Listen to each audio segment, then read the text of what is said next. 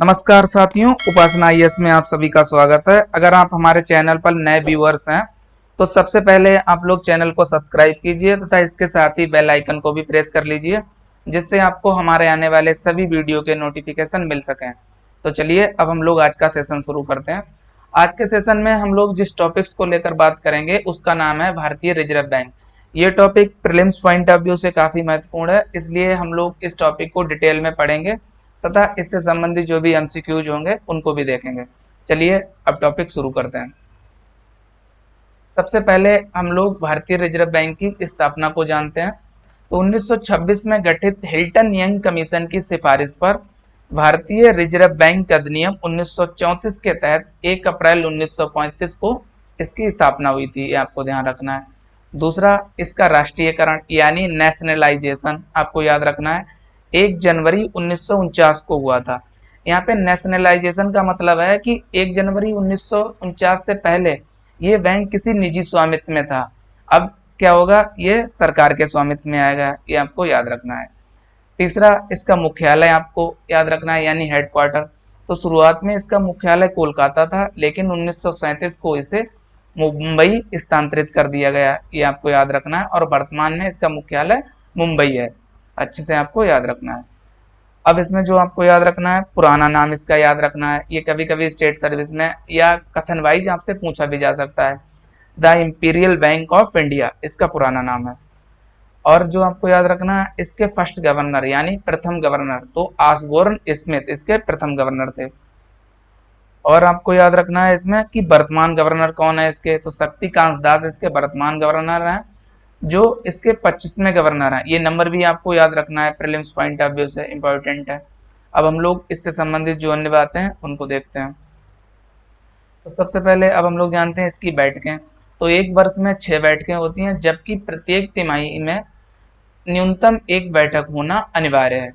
अब इसका कार्यालय, तो इसके 20 क्षेत्रीय कार्यालय हैं और 11 उप कार्यालय हैं, ये आपको ध्यान रखना है। इसका लेखांकन वर्ष आपको याद रखना है, 1 अप्रैल से 31 मार्च, ये इसका अपडेट लेखांकन वर्ष है, बिल्कुल नया जो चेंज हुआ है, पहले 1 जुलाई से 30 जून था। अब इसके केंद्रीय बोर्ड के बारे में हम लोग जानते हैं। तो पहला बिंदु है केंद्रीय बोर्ड में आरबीआई का कामकाज इस बोर्ड द्वारा शासित होता है। इस बोर्ड का गठन भारत सरकार द्वारा 4 वर्ष के लिए किया जाता है। अब हम लोग इस बोर्ड से संबंधित अन्य बिंदुओं को देखते हैं। दूसरा बिंदु है, ये बोर्ड 2 प्रकार के निदेशकों से मिलकर बना होता है, पहले सरकारी निदेशक और दूसरे गैर सरकारी निदेशक। अब हम लोग जानते हैं सरकारी निदेशक में कौन सदस्य हैं। तो इसमें 5 सदस्य शामिल होते हैं, यथा आरबीआई गवर्नर और 4 उप गवर्नर। और जो गैर सरकारी निदेशक हैं उनमें कौन कौन शामिल होता है ये जानते हैं। तो इन्हें सरकार द्वारा नामित किया जाता है, जिनमें विभिन्न क्षेत्रों से 10 निदेशक, 2 सरकारी अधिकारी तथा 4 स्थानीय बोर्डों से यानी प्रत्येक से 1 सदस्य को शामिल किया जाता है। अब हम लोग भारतीय रिजर्व बैंक के जो कार्य हैं उनको देखते हैं। तो पहला जो कार्य है भारतीय रिजर्व बैंक का, मुद्रा का निर्गमन तथा मुद्रा का भंडारण करना। दूसरा, वित्त प्रणाली का विस्तार एवं आधुनिकीकरण करना। तीसरा, वित्तीय नवाचार को प्रोत्साहित करना। चौथा, मौद्रिक एवं वित्तीय तथ्यों का संग्रह और प्रकाशन करना। पांचवा, मुद्रा बाजार का नियमन करना। छठा, विदेशी विनिमय बाजार का नियमन। और सातवां कार्य, बैंक व अन्य वित्तीय संस्थाओं के बैंकर का कार्य करना। इसमें क्या होता है कि जो वाणिज्यिक बैंक होते हैं उनको ये क्या करेगा, धन उधार दे सकता है तथा उनका जो सरप्लस धन होगा या लिक्विडिटी उसको अपने पास रख सकता है, इसलिए बैंकर के रूप में कार्य करता है। आठवां, सरकारों के बैंकर के रूप में कार्य करता है। ये जो केंद्र और राज्य सरकारें हैं उनको क्या करेगा, जो भी धन होगा वो दे सकता है और उनकी जो भी प्रतिभूतियां हैं उनको जारी कर सकता है उसके बदले। तो ये आपको याद रखना है। हम लोग इससे संबंधित अन्य कार्य हैं उनको भी देखते हैं। नवा कार्य है मौद्रिक नीति बनाना यानी मॉनेटरी पॉलिसी और उसे लागू करना। 10वां कार्य, अंतरराष्ट्रीय मुद्रा कोष यानी आईएमएफ, ये इंटरनेशनल मॉनेटरी फंड के सिलसिले में सरकार के एजेंट या प्रतिनिधि के रूप में कार्य करना। 11वां, भारत सरकार के ऋणदान कार्यक्रम को संचालित करना। 12वां कार्य, कृषि वित्त की व्यवस्था करना।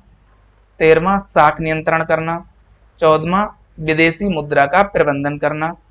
और 15वां खुला बाजार प्रचालन का कार्य करना, यानी जो ओपन मार्केट ऑपरेशन होता है उसका संचालन करना। उसके तहत ये क्या करता है कि जो सरकार है उसकी प्रतिभूतियों का क्रय विक्रय करता है, और इससे क्या करता है कि जो अर्थव्यवस्था है उसमें तरलता का समायोजन करता है। 16वां वित्तीय स्थिरता रिपोर्ट जारी करना, ये इसका अंतिम कार्य है, तो आपको ध्यान रखना है।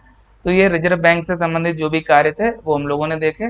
अब हम लोग इस टॉपिक से संबंधित जो भी एमसीक्यूज हैं उन पर नजर डालते हैं। पहला एमसीक्यू है, भारतीय रिजर्व बैंक के संबंध में निम्नलिखित कथनों पर विचार कीजिए। पहला कथन, वह केंद्र सरकार का बैंकर है। दूसरा, वह मौद्रिक नीति बनाता है और लागू करता है।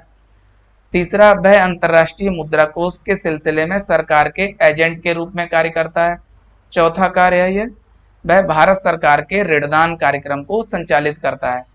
अब आपको उपरोक्त कथनों में से कौन सा से कथन सही है या है बताना है।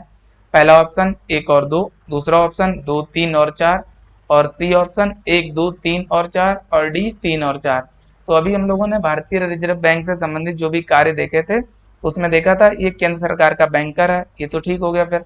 और वह मॉनेटरी पॉलिसी यानी मौद्रिक नीति बनाता है और लागू करता है, ये भी ठीक है। तीसरा, वह अंतर्राष्ट्रीय मुद्रा कोष यानी आईएमएफ के सिलसिले में सरकार के प्रतिनिधि के रूप में कार्य करता है, तो ये भी ठीक था, हमने देखा था अभी। चौथा, वह भारत सरकार के ऋणदान कार्यक्रम को संचालित करता था, ये भी कार्यों में था, तो ये भी ठीक है। तो सारे कथन सही हैं, तो इसका सही जवाब कौन सा होगा? सी ऑप्शन, ये आपको ध्यान रखना है। अब हम लोग अगले एमसीक्यू पर आते हैं।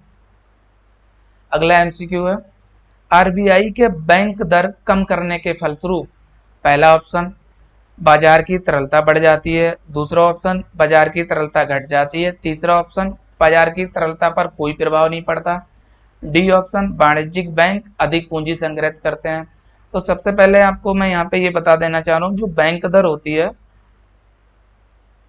वो आरबीआई जिस दर पर वाणिज्यिक बैंकों को उधार देता है उसको बैंक दर कहते हैं। तो उसके तहत क्या होगा, अगर बैंक दर को बढ़ाएगा तो जो वाणिज्यिक बैंक हैं इससे कम उधार लेंगे, यानी कम पैसा ऋण के रूप में लेंगे।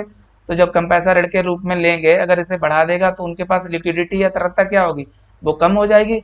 लेकिन अगर इसे कम करेगा, घटाएगा, तो ये ज्यादा पैसा लेंगे या ज्यादा ऋण लेंगे। जब ज्यादा ऋण लेंगे तो इनके पास क्या होगी, तरलता बढ़ जाएगी।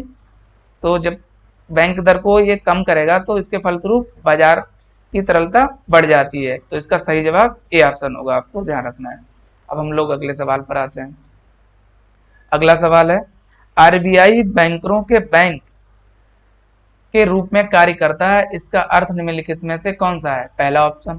पहला कथन अन्य बैंक आरबीआई के पास अपनी जमा संचित रखते हैं। दूसरा कथन, आवश्यकता के समय आरबीआई वाणिज्यिक बैंकों को ऋण देता है। तीसरा, आरबीआई वाणिज्यिक बैंकों को मौद्रिक विषय पर परामर्श देता है। तो जब ये कह रहा है कि बैंकों के बैंक, तो बैंकों के बैंक में क्या होता है कि जो भी पैसा होगा वो अपने पास उनकी जो पूंजी होगी रखता है, जैसे सीआरआर अपने पास रखता है, कैश रिजर्व रेशियो, ये आपको पता होगा। और जो भी वाणिज्यिक बैंक होते हैं उनको ऋण की जरूरत होती है तो ये उनको ऋण देता है। तो ये दो तो काम करता है, लेकिन ये वाला जो थर्ड कथन है, आरबीआई वाणिज्यिक बैंकों को मौद्रिक विषय पर परामर्श नहीं देता है, ये गलत है। तो ये दोनों ठीक है, तो इसका सही जवाब कौन सा होगा? B option. इस प्रकार इसका सही जवाब बी ऑप्शन है, आपको ध्यान रखना है। अब हम लोग अगले सवाल पर आते हैं। अगला सवाल है सवाल नंबर 4, भारतीय अर्थव्यवस्था के संदर्भ में खुला बाजार प्रचालन यानी ओपन मार्केट ऑपरेशन किसे निर्दिष्ट करता है? पहला ऑप्शन अनुसूचित बैंक द्वारा आरबीआई से ऋण लेना।